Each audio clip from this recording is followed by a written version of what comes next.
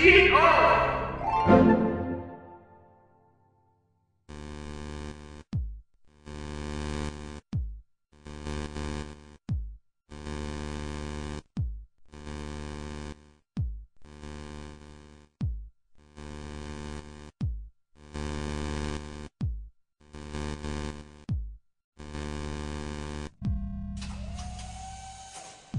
Schools construct people. The construction process is called education. Information is the tool with which people are constructed. Information established during childhood has exceptional durability. Information used for the construction of people is dependent on the type of person one wants to construct. All information transmitting entities are schools. Family, cinema, television, radio, newspapers, books, and the internet are all schools in a broader sense. The information we receive evolves in our minds and forms judgments and beliefs. Judgments and beliefs are part of the process that guides our actions. A paramount component of the process that guides our actions is the belief that we are masters of our own actions. The more we believe that our will is the foundation of our actions, the less we are concerned. The subjects taught at school become more precise and clear as they diverge from the topics that affect our lives. The greater benefit some topics have for us, the more obscure they become.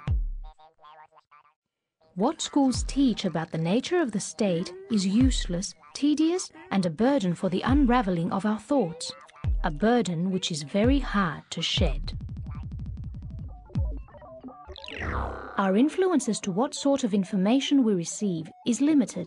We cannot obtain information which we do not know we are missing. Some information is private property.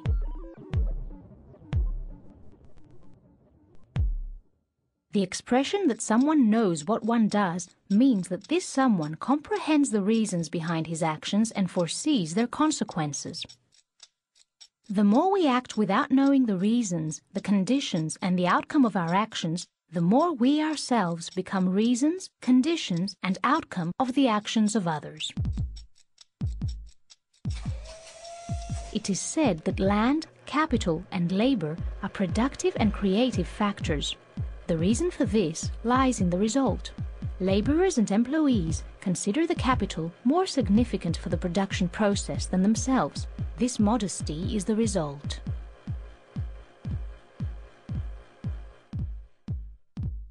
Laws are devised by people. In order for laws to be meaningful, they need to be operable. A law is operable only when enforced by means of violence. A small group can enforce violence upon the majority only at a great expense. Without riches, no one can buy people who are willing to use violence and risk their lives. Without these sort of people, firearms, clubs, and tanks are useless. In order to find out who makes the laws, all one needs to do is look at the results of the laws.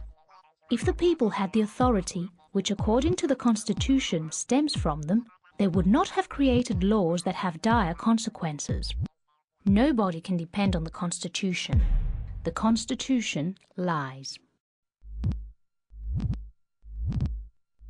When the first people got rich enough to form a gang for the oppression and exploitation of others, the notion of what we nowadays refer to as a state was born. The state is the evolution of a gang. Our educators do not deny that in the past the state was the instrument of a minority for the oppression of the majority.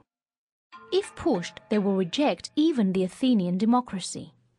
They will even admit that the European nations prior to the First World War were exploiting societies, and that the British laws of the previous century allowed the assassination of children by letting them work in coal mines. Those who decide from what elements of information we will be constructed decide what capabilities we will possess. Therefore, they decide which interests we will consider as our own. Our education is incomplete when it does not link the curriculum with our own interests.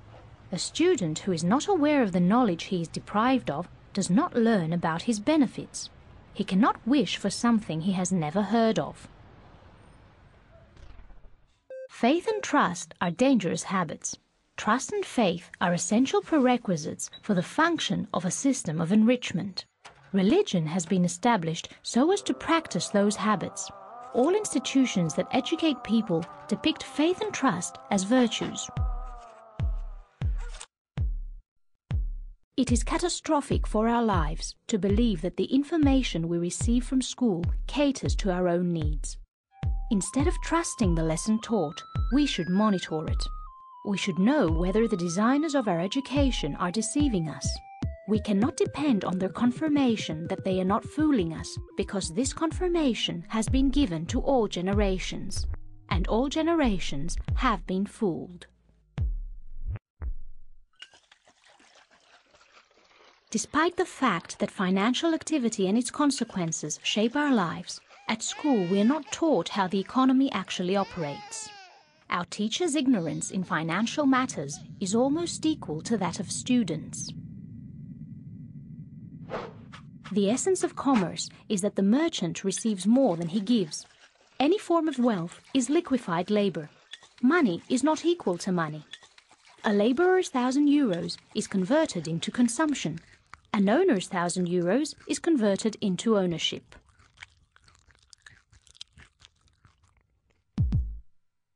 Whether or not a person is the object of exploitation is completely irrelevant to how she feels or thinks about it. Whether someone is the object of exploitation is only dependent upon whether she is obliged to make other people rich. Mr. wants to build a factory and can invest €5 million.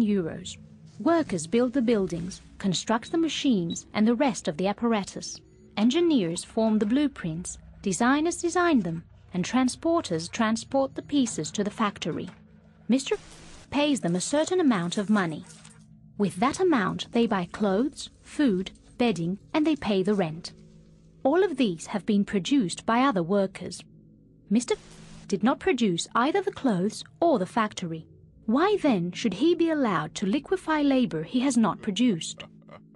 This would not have been accomplished without laws, public authorities, the police, and the army, that is, the state.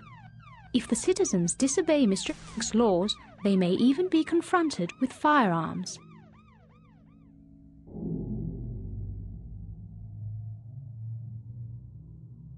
Anyone who constructs citizens constructs mothers and fathers who tell their children, "Thou shalt not lie," even though they allow themselves to be robbed throughout their entire lives, or say, "Love your neighbor as yourself," even though they send their children to war for no reason.